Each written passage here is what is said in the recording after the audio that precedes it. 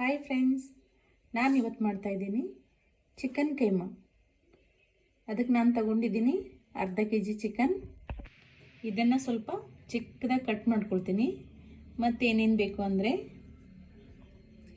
ಒಂದು 2 ಇಂಚ್ ಹಸಿ ಶುಂಠಿ ತಗೊಂಡಿದ್ದೀನಿ, ಒಂದು 4 ಬೆಳ್ಳುಳ್ಳಿ ಸಿಪ್ಪೆ ತೆಗೆದಿಟ್ಕೊಂಡಿದ್ದೀನಿ, ಒಂದು 8 ರಿಂದ 10 ಲವಂಗ ತಗೊಂಡಿದ್ದೀನಿ, ಒಂದು ಹೆಸರು ಚಕ್ರಮಗ್ಗೆ, ಒಂದು 4 ಏಲಕ್ಕಿ ತಗೊಂಡಿದ್ದೀನಿ, ಒಂದು 2-2.5 ಇಂಚು ಚಕ್ಕೆ ತಗೊಂಡಿದ್ದೀನಿ, ಸ್ವಲ್ಪ ಒಣ ಕೊಬ್ಬರಿ ತಗೊಂಡಿದ್ದೀನಿ, ಸ್ವಲ್ಪ ಕೊತ್ತಂಬರಿ ತಗೊಂಡಿದ್ದೀನಿ. ನಾನು ಇವತ್ತು ಮಾಡ್ತಾಯಿದ್ದೀನಿ ಚಿಕನ್ ಕೈಮಾ. ನಾನು ಮಾಡೋ ವಿಡಿಯೋ ನಿಮಗೆ ಇಷ್ಟ ಆದರೆ ಲೈಕ್ ಮಾಡಿ, ಶೇರ್ ಮಾಡಿ. ಇವಾಗ ಇದನ್ನೆಲ್ಲ ಗ್ರೈಂಡ್ ಮಾಡ್ಕೊಳ್ಳೋಣ. ಹೀಗೆ ತರಿಯಾಗಿ ಮಸಾಲೆನೆಲ್ಲ ರುಬ್ಕೊಂಡಿದ್ದೀನಿ. ಇವಾಗ ಈ ಚಿಕನ್ನ ಸಣ್ಣಗೆ ಕಟ್ ಮಾಡ್ಕೊಳ್ತೀನಿ, ಮಿಕ್ಸಿ ಮಾಡಲಿಕ್ಕೆ ಕಂಫರ್ಟಬಲ್ ಆಗಿರುತ್ತೆ. ಇವಾಗ ರುಬ್ಕೊಂಡಿರುವಂಥ ಮಿಶ್ರಣನ ಚಿಕನ್ ಮೇಲೆ ಹಾಕ್ಕೊಳ್ತಾ ಇದ್ದೀನಿ.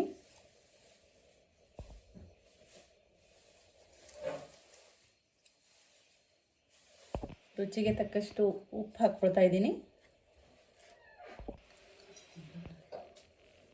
ಸ್ವಲ್ಪ ಅರಿಶಿನ, ಅಚ್ಚ ಖಾರದ ಪುಡಿ ಹಾಕ್ಕೊಳ್ತಾ ಇದ್ದೀನಿ,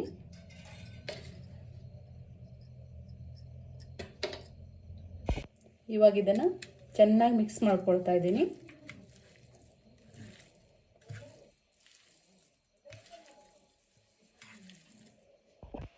ಹೀಗೆ ಮಿಕ್ಸ್ ಮಾಡಿದ ಮಿಶ್ರಣನ ಒಂದು ಜಾರಲ್ಲಿ ಹಾಕಿ ಮಿಕ್ಸಿ ಮಾಡ್ಕೊಳ್ಳೋಣ.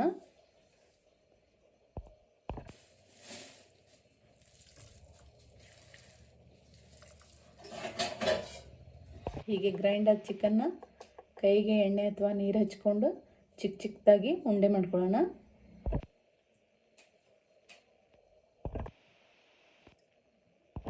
ಹೀಗೆ ರೆಡಿಯಾದಂಥ ಉಂಡೆಗಳನ್ನ ಒಗ್ಗರಣೆ ಹಾಕ್ಕೊಳ್ತಾ ಇದ್ದೀನಿ. ಮೊದಲು ಬಾಣಲೆಗೆ ಒಗ್ಗರಣೆಗೆ ಎಣ್ಣೆ ಹಾಕ್ಕೊಳ್ತಾ ಇದ್ದೀನಿ.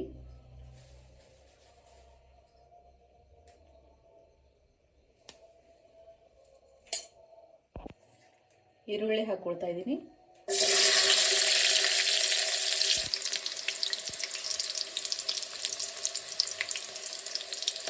ಈರುಳ್ಳಿ ಎಲ್ಲ ಹಸಿ ವಾಸನೆ ಹೋದ್ಮೇಲೆ ಟೊಮ್ಯಾಟೊ ಹಾಕ್ಕೊಳ್ತಾ ಇದ್ದೀನಿ.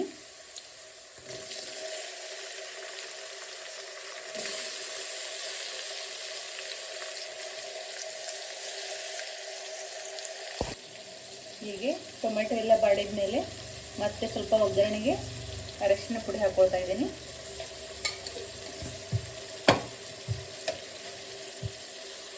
ಸ್ವಲ್ಪ ಉಪ್ಪು, ಖಾರದ ಪುಡಿ ಹಾಕ್ಕೊಳ್ತಾ ಇದ್ದೀನಿ,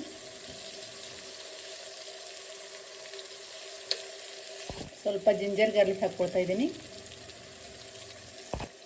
Teju chicken masala and fry ಇವ್ರದ್ದು ಸ್ವಲ್ಪ ಚಿಕನ್ ಮಸಾಲ ಪೌಡರ್ ಹಾಕ್ಕೊಳ್ತಾ ಇದ್ದೀನಿ.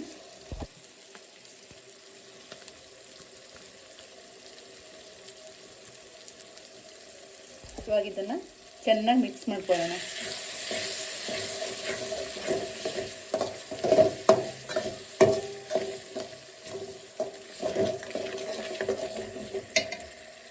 ನೋಡಿ, ಹೀಗೆ ಮಸಾಲೆ ಎಲ್ಲ ಎಣ್ಣೆ ಬಿಟ್ಕೊಳ್ತಾ ಇದೆ. ಇವಾಗ ನಾವು ರೆಡಿ ಮಾಡಿ ಇಟ್ಕೊಂಡಿರುವಂಥ ಲಡ್ಡುನ ಇದರಲ್ಲಿ ಹಾಕೋಣ.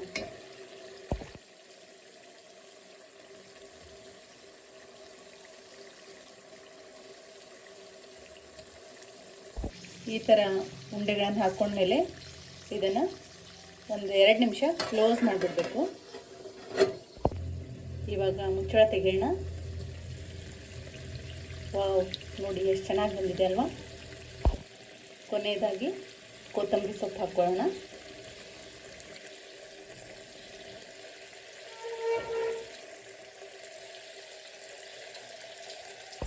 ಇವಾಗ ಸರ್ವ್ ಮಾಡಲಿಕ್ಕೆ ರೆಡಿಯಾಗಿದೆ ನೋಡಿ.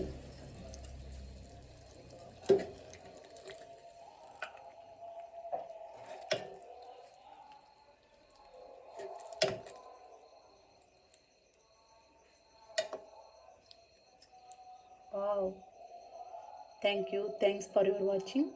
ನನ್ನ ವಿಡಿಯೋ ಇಷ್ಟ ಆದರೆ ಲೈಕ್ ಮಾಡಿ, ಶೇರ್ ಮಾಡಿ. Thank you.